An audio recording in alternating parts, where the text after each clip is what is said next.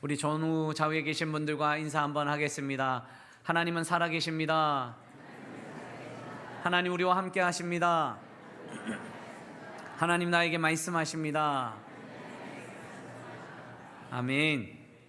여러분, 우리 하나님 살아계시고 함께 하셔서 오늘도 우리에게 말씀하여 주실 줄 믿습니다. 우리 하나님 말씀하실 때 자유함을 주는 사랑, 자유함을 주는 사랑이라는 제목으로 하나님 말씀을 나누려고 합니다. 어느 교회 목사님이 사랑에 대한 설교를 하고 있었습니다. 원수까지 사랑해야 한다고 그렇게 강력하게 외쳤습니다. 그리고 성도들에게 질문을 했습니다. 여러분, 누구도 미워해서는 안 됩니다. 혹시 여러분 여기 미워하는 사람이 한 명도 없는 사람은 손을 한번 들어주시면 좋겠습니다. 여기 미워하는 사람 한 명도 없으면 손 한번 들어주십시오. 손 드실 분 없으십니까? 네. 그런데 한 명도 들지 않았어요. 그러니까 이 목사님이 좀 서운하고 걱정이 돼서 한 번 더 강조했습니다. 여기 미워하는 사람 한 명도 없으면 손을 한번 들어주십시오. 근데 저 뒤에서 손을 좀 힘없이 이렇게 드시는 어르신이 있었어요. 감격하고 감사했어요. 아니, 어르신 어떻게 그렇게 한 명도 미워하지 않고 사랑하면서 살아갈 수 있습니까? 이렇게 했더니 그 어르신이 하는 이야기가, 저도 전에는 많이 미워했습니다. 그런데 다 죽었습니다.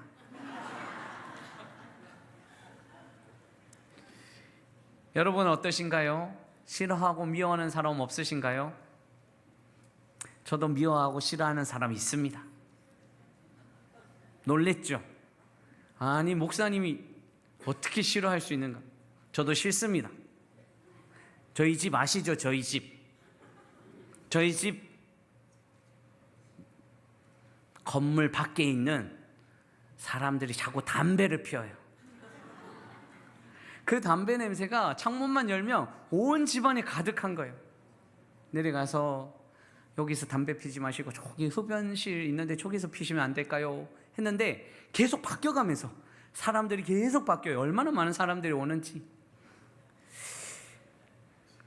죄송합니다. 여러분들 이야기하지 마세요. 제가 계속 이야기할게요. 여러분들은 어떻습니까? 사람들을 만나면 실망스러운 사람 만나지 않습니까? 우리 주변에는 사랑스럽지 않은 사람들도 많이 있습니다. 그 사람들은 우리를 자꾸 힘들게 합니다. 우리 에너지를 소진시키는 사람들도 있습니다. 짜증나게 하고 신경질 나게 만들 때가 많습니다. 무책임한 사람들도 있습니다. 세상에는 미성숙한 사람들도 있습니다. 인격적인 결함을 가진 사람도 있고 또 여러 가지 힘들게 하는 사람들도 많이 있습니다. 여러분, 그런 사람들을 만나면 어떡합니까? 오늘 성경에는 여러 유형의 사람들을 만날 때 그때 성경은 어떤 사랑의 자세를 가지고 살아가는가라고 알려주고 있습니다. 4가지 유형의 사람들을 만나는데 이 4가지 유형의 사람들을 만날 때 그렇게 대우하고 대접하는 것이 아니라 사랑의 관계로 하나님께서 나아라고 알려주고 계신 거죠.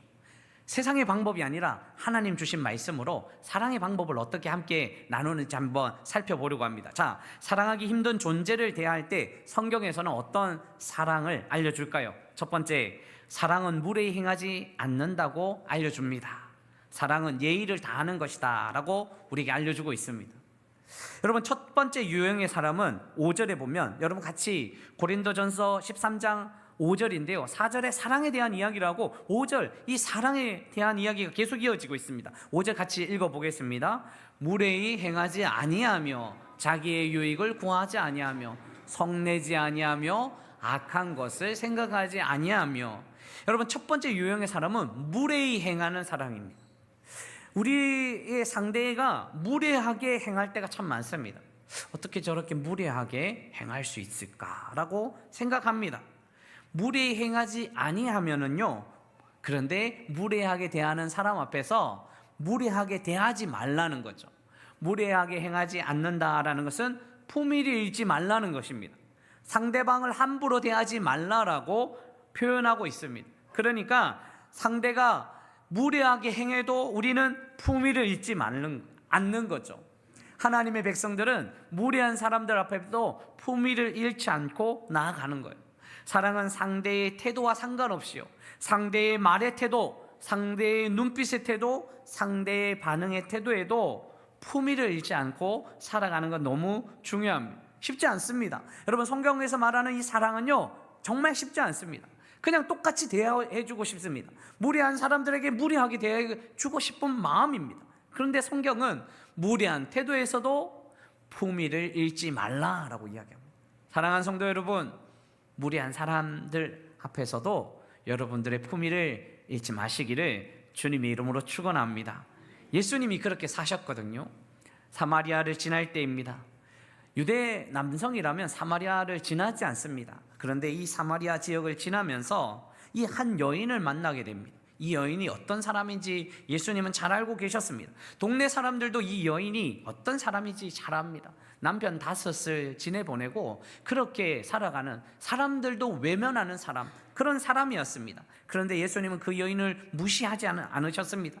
끊지 않으시고 몰아붙이지 않으셨습니다. 오히려 먼저 말을 거시고 물을 달라 하시고 그녀의 이야기를 끝까지 들어주셨습니다. 사랑은 상대가 무례하거나 복잡한 인생을 가지고 있어도 예의를 잃지 않고 대해주는 것이 사랑이라는 거죠. 예수님은 그 여인의 과거를 다 알고 계셨지만 정죄하지 않고 존엄을 지켜주시는 그 모습을 우리에게 보여주고 있습니다.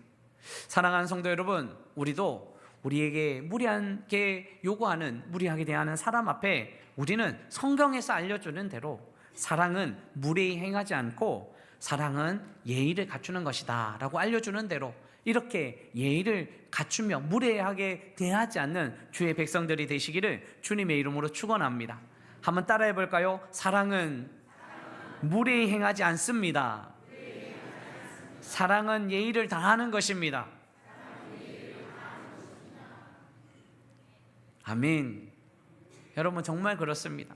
쉽게 넘어갈 일이 아닙니다. 무례하게 행하는 것이 아니라 예의를 갖춰서 그리스도인의 모습대로 한 걸음 한 걸음 나아가야 되는 거죠. 자, 두 번째 유형입니다. 사랑하기 힘든 존재를 대할 때 성경 어떤 사랑을 알려주는가? 두 번째 유형을 만날 때 어떻게 사랑하라 하면, 두 번째는요, 사랑은 자기의 유익을 구하지 않는다고 알려줍니다. 사랑은 섬기는 것입니다. 오늘 말씀에 무례히 행하지 아니하며 자기의 유익을 구하지 아니하며, 오늘 5절 말씀이에요. 무례히 행하지 아니하며 자기의 유익을 구하지 아니하며. 그래서 우리 사랑하기 힘든 존재의 두 번째 유형은요, 자기의 유익만 구하는 사람이에요. 여러분, 이런 분들 만나면 힘들지 않습니까? 매번 자기 것만 이야기하고 매번 자기의 유익만 구하는 사람이 있는 거죠. 이런 유형을 만날 때가 있습니다. 오늘날 세상은요, 자신들의 이야기를 당당하게 요구하라고 그렇게 이야기합니다. 이런 시대에 우리는 살고 있습니다. 자기 권리 있으면 당당하게 요구하라고, 나쁜 것 아니라고 이야기합니다. 그런데요, 나쁜 것은 아니지만 자기 권리를 모두 이야기하면 얼마나 혼란스러울까요? 얼마나 문제가 많이 될까요? 공동체 안에 자기의 권리는 있지만 그 권리를 다 이야기한다면 얼마나 혼란스럽고 문제가 될까요? 제가 유년부 전도사 때 예전에 한번 이야기했나요? 우리 유년부 초등학생들을 데리고 제주도에 가서 성경학교를 한 적이 있습니다. 한 80명에서 100명 정도 같이 갔습니다. 1년 동안 준비해서 이제 비행기 타고 가는데 이 친구들이 비행기 타본 경험이 없어요.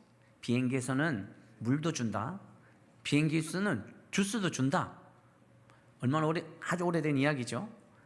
그 이야기를 듣고 나도 비행기에서 주스 마실래, 이 기대를 가지고 탄 거예요. 이제 승무원들이 주기 시작했습니다. 차례로 주면 좋은데, 차례로 주는데 이 친구들이 기다리지 못하는 거예요. 너도 나도 손 들고 저요 물 주세요, 주스 주세요. 비행기가 돛대기 시장이 되었습니다. 얼마나 요구하든지요. 승무원들에게 얼마나 죄송한지 저는 물을 마시지 않았습니다.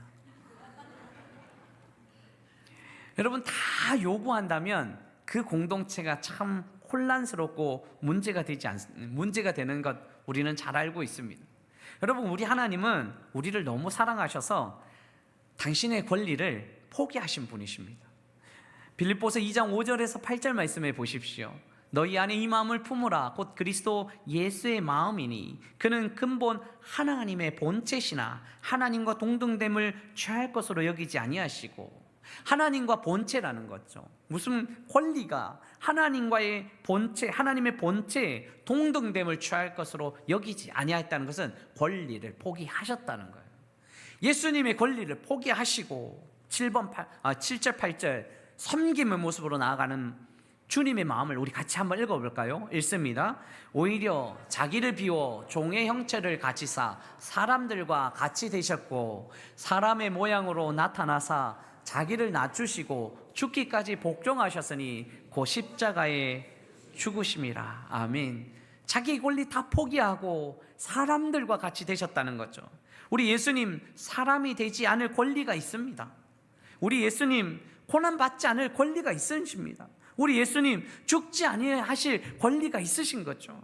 그런데 그 권리 포기하시고 섬김의 자리로 나아갑니다. 사랑은 자기의 유익을 구하는 것이 아니라, 사랑은 자기의 권리를 요구하는 것이 아니라 사랑은 섬기는 것이라고 우리 주님께서 오늘도 우리에게 말씀하십니다.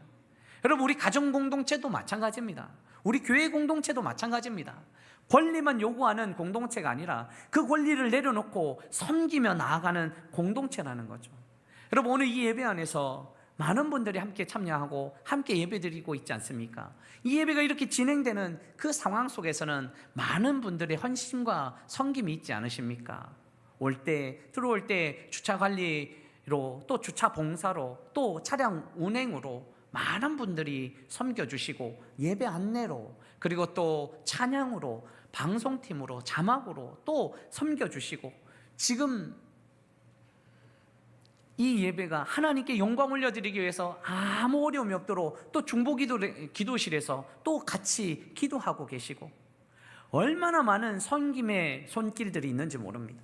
그런데 그들이 먼저 구하고 자기의 것을 다 요구하는 것이 아니라 내려놓고 섬기며 함께할 때 우리 교회가, 우리 가정이 이렇게 아름다운 공동체가 되어가고 있는 것 아니겠습니까? 사랑하는 성도 여러분, 사랑은 자기의 유익을 구하는 것이 아니라 섬기는 것이라고 말씀하십니다. 여러분, 따라 해볼까요? 사랑은 자기 유익을 구하지 않습니다. 사랑은 섬기는 것입니다. 혹시 자기의 유익을 구하는 사람들을 만날 때 우리는 또 섬겨주고, 예수님처럼 섬겨주고 사랑하여서 아름다운 사랑의 공동체를 만들어 가시기를 주님의 이름으로 축원합니다. 세 번째요, 사랑하기 힘든 존재를 대할 때 성경에서 말하는 사랑은 무엇인가? 그 사랑은요, 성내지 않는다고 알려주고 있습니다. 사랑은 온화하게 대합니다 라고 우리에게 알려줍니다. 사랑은 성내지 않고요, 온화하게 대한다고 이야기합니다. 여러분, 5절 말씀, 무례히 행하지 아니하며 자기의 유익을 구하지 아니하며 성내지 아니하며. 여러분, 세 번째 우리를 힘들게 하는 유형은요, 우리를 성내게 만드는 거예요. 화나게 만드는 거예요. 약속도 어기는 사람도 있습니다. 배신하는 사람도 있습니다. 실망시키는 사람도 있습니다. 여러분, 삶을 살아가다 보면 실망시키는 사람, 기대했는데 실망시키고 약속 어기고 배신하고 또 우리의 뜻대로 살지 못하는 사람 만날 때가 많이 있잖아요. 그때요, 우리는 성내는 것이 아니라 온화한 태도로 가르치고 교육하고 함께 가야 된다는 거죠. 성내는 태도요, 이 성내지 아니하며 이 뜻은요, 순간의 분노가 아니라 지속적으로 들끓는 감정, 이 들끓는 감정으로 누군가를 가르치려고 하는 거예요. 교육하려고 하는 거예요. 그렇게 하면 안 돼 라고 소리치는 거예요. 여러분, 우리 아이가 달라졌어 프로그램에 보면요, 아이들을 너무 야단치는 부모님 만납니다. 왜 그렇게 소리를 지르는지 소리 치릅니다. 그런데 그때 이 상담가가 묻습니다. 아이들에게 왜 그렇게 소리를 치냐고, 왜 그렇게 화를 내냐고 했더니 그 부모가 하는 이야기가 있습니다. 사랑해서요. 사랑해서 혼내는데 사랑해서 화내는 거예요. 왜요? 어떻게 해요? 화내고, 사랑하지만 화내고 그렇게 고함 지르면 바뀐다고 생각하고 있기 때문입니다. 성내서는 바뀔 수 없습니다. 화내서는 고쳐질 수 없다는 거예요. 우리 예수님이 그러셨습니다. 예수님을 3번이나 부인한 베드로를 예수님께서 찾아가 주셨습니다. 예수님을 찾아간 베드로가 베드로를 찾아간 예수님이, 이해되십니까? 베드로를 찾아간 예수님이 어떻게 하셨습니까? 성내셨습니까? 화내셨습니까? 베드로야, 3년 동안 나를 따라다녔는데 아직도 너는 나를 모르느냐? 어떻게 그렇게 할 수 있느냐? 배신감이 넘친다. 그렇게 어떻게 살아갈 수 있느냐? 그렇게 죽기까지 나를 따르겠다고 이야기했으면서 어떻게 그렇게 살아갈 수 있느냐? 화내셨습니까? 아닙니다. 성내지 않으셨습니다. 주님은 오히려 온화한 태도로 베드로에게 질문합니다. 너는 나를 사랑하느냐? 예수님은 책망이 아니라 회복의 질문으로 온화한 태도로 베드로를 다시 세우고 있습니다. 여러분, 누군가 우리에게 실망시키는 일이 있으면 성내고 화내면서 그들을 고쳐주려고 하는 것이 아니라 온화한 태도로 이끌어갈 필요가 있다는 거죠. 루즈벨트는 이런 이야기를 합니다. 큰 채찍을 들고 있어도 부드럽게 말하라. 우리는 큰 채찍을 들고 있을 수 있습니다. 그래서 그 채찍으로 내리칠 수도 있습니다. 소리칠 수도 있습니다. 그런데 그것보다 더 중요한 것은 휘두르지 말라는 거예요.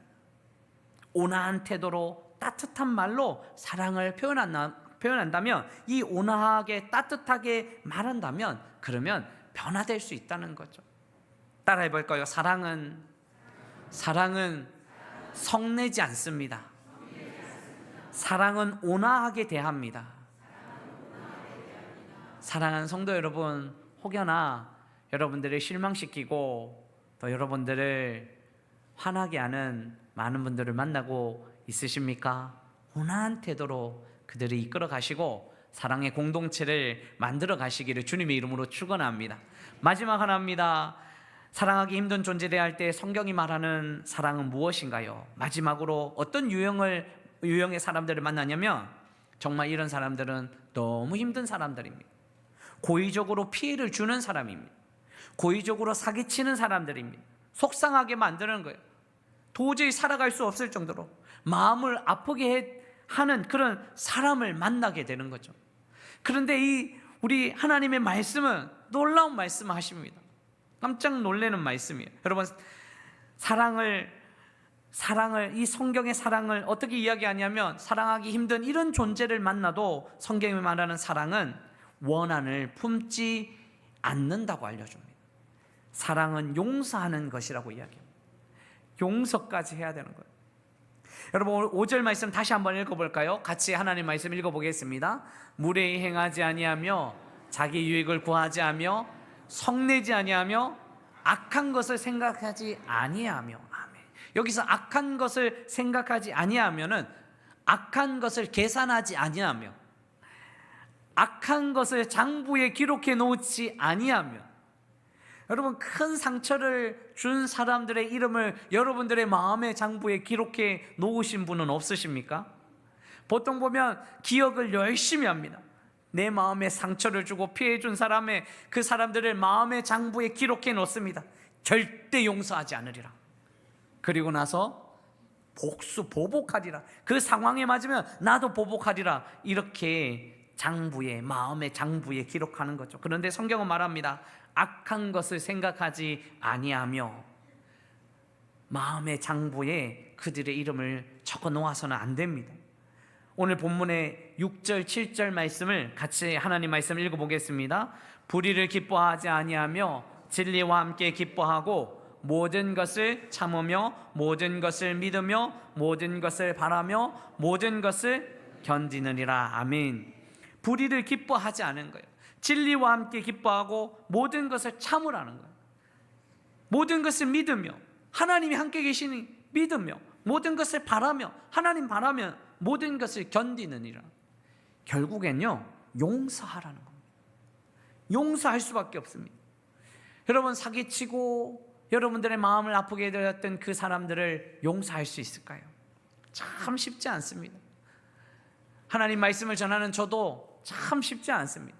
상처 준 사람들 어떻게 용서할 수 있을까? 그렇게 속이는 사람들, 그렇게 파괴적인 사람들 어떻게 용서할 수 있을까? 그런데 성경은 용서하라고 합니다. 왜요? 왜 그럴까요, 여러분? 왜 그러냐면요, 이 원한의 감정은 자기 자신을 파괴하기 때문입니다. 상대를 원한으로 생각하면 자기 자신이 파괴되는 거예요. 계속해서 원망하고 상처를 부여잡고 그 쓰라린 상처를 계속 긁어댈 때 우리는 과거의 그 사람의 공격을 계속 받는 거예요. 복수하는 것이 아니라 계속 우리는 상처를 받게 되는 것이에요. 사실 과거의 기억을 붙잡는 것은요, 우리에게 상처 준 그 사람들의 이야기들을 계속 붙드는 것은요, 계속 자기 자신한테 상처를 주는 거예요. 그 상처로 인해서 또 힘들어지고 또 어려워지는 거예요. 상처가 여러분들을 괴롭히게 하지 마십시오. 사랑하는 성도 여러분, 다른 사람들 때문에 여러분들을 상처받게 했던 그 상처의 모습으로 지금도 그 상처로 여러분들을 그냥 두지 마십시오. 그 상처가 저와 여러분들을 또 힘들게 할 수 있다는 사실이에요. 그 상처가 자기 자신을 긁어내버린다는 거예요. 과거의 상처가 현재 여러분들을 계속 괴롭히도록 두면요, 잊지 않고 계속 반복하면요, 그 사람이 계속 자기 자신을 괴롭게 만드는 것이에요. 상처난 그 사람이 현재도 계속 여러분들을 상처 주게 되어 있습니다. 우리의 마음속에 상처를 기억하고 재탕하고 반복할 때마다 그 상처는 다시금 아프게 만듭니다. 마음만 아픈 것이 아니라 몸도 아픕니다. 여러분 한번 경험해 보시지 않았습니까? 그 타인으로 인해서 상처받고 파괴돼서 몸까지 아픈 것까지 많이 경험해 보지 않았습니까? 참 바보 같은 행동입니다. 이제는 끊어내버려야 됩니다. 이제는 다 내려놓아야 됩니다. 루이스 스미드는 이런 이야기를 했습니다. 용서란 지혜에서 나오는 고도의 기술이다. 용서는 보통의 기술이 아니에요. 지혜에서 나오는 고도의 기술이라고 이야기합니다. 아무나 용서할 수 없습니다. 용서해라고 누구도 말할 수 없습니다. 저도 감히 여러분들에게 말할 수 없습니다. 그런데 우리 하나님은 우리를 너무 잘 아시기 때문에 우리가 상처받는 일 더 이상 상처받지 않도록 하나님께서 고도의 지혜를 허락하여 주셨습니다. 용서하며 살기를 원하시는 거죠. 왜냐하면 그 상처 때문에 또 넘어지고 또 아파하고 또 눈물을 흘리고 또 그 상처 때문에 또 파괴되는 일들이 너무 많기 때문입니다. 그래서 주님은 더 이상 상처받지 않고 용서하라고 주님께서 알려주고 있습니다. 사랑하는 성도 여러분, 어떤 사람과 환경을 만나서 어려움을 경험하고 계십니까? 그 어려움이 자신을 계속적으로 파괴하도록 내버려 두지 마십시오. 내려놓으십시오. 그리고 용서하십시오. 그리고 잊어버리십시오. 그리고 참 자유를 누리며 사랑의 삶을 살아내시기를 주님의 이름으로 축원합니다. 말씀 맺으려고 합니다. 우리는 4가지 유형의 사람들을 같이 이야기 나눴습니다. 무례하게 대하는 사람을 만날 때도 있습니다. 자기의 유익만 구하며 살아가는 사람들을 만날 때도 있습니다. 실망감을 주는 사람을 만날 때도 있습니다. 상처 주는 사람들을 만날 때도 있습니다. 결국은 많은 사람들을 만날 때 힘들고 어려울 때가 너무 많은 거죠. 설교를 시작하면서 한 어르신은 미워하는 사람이 다 죽었기 때문에 이제 미워하는 사람 없다라고 이야기했는데, 106세가 된 김형석 교수님이 사람이 살아있어도 미워하는 사람이 있어도 미워하지 않는 방법에 대해서 강연하는 이야기를 들었습니다.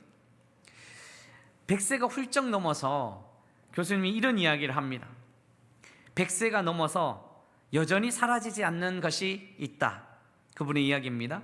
사람들은 여전히 상처와 무관심의 말을 하고 있고, 세상은 끊임없이 조용한 날이 없고 시끄러운 날들의 연속이다. 불공정함도 무례함도 사라지지 않는다. 100세를 살면서 분노를 해부해 본 결과, 100세를 넘고 100세를 살면서 이 분노를 해본 결과는 타인과 어떤 상황이 자신의 감정을 한 번도 만들지 않았다는 결론에 도달했다.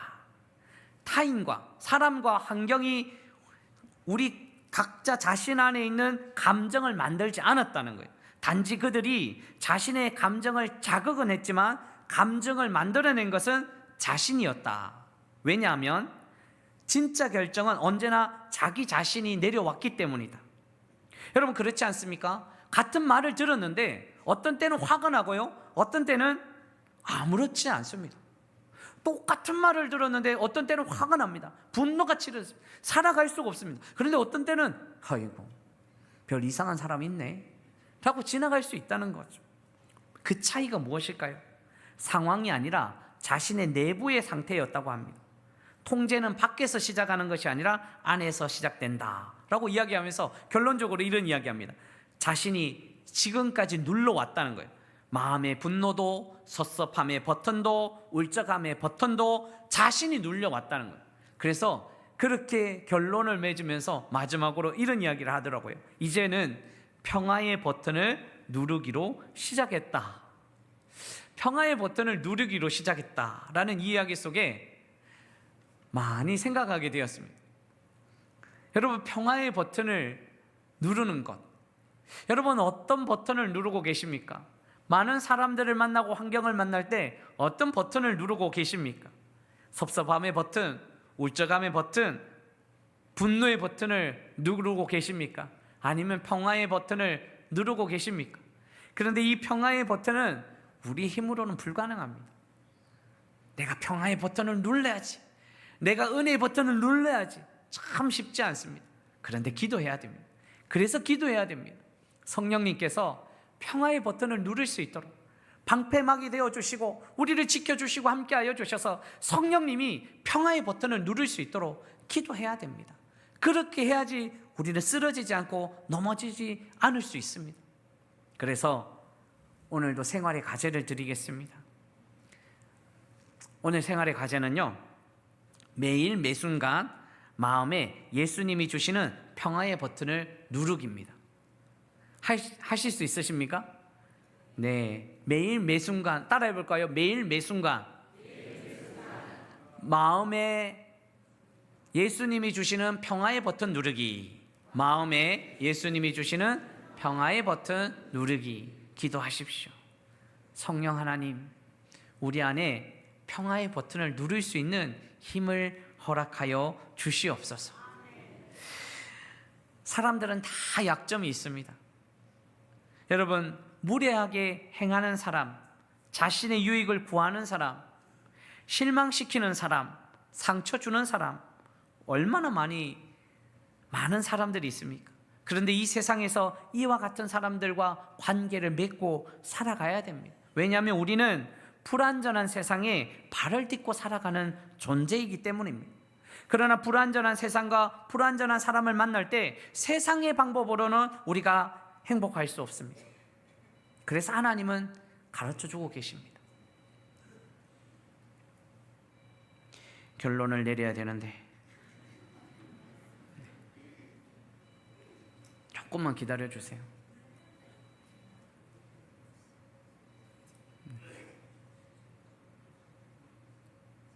찾으셨습니까?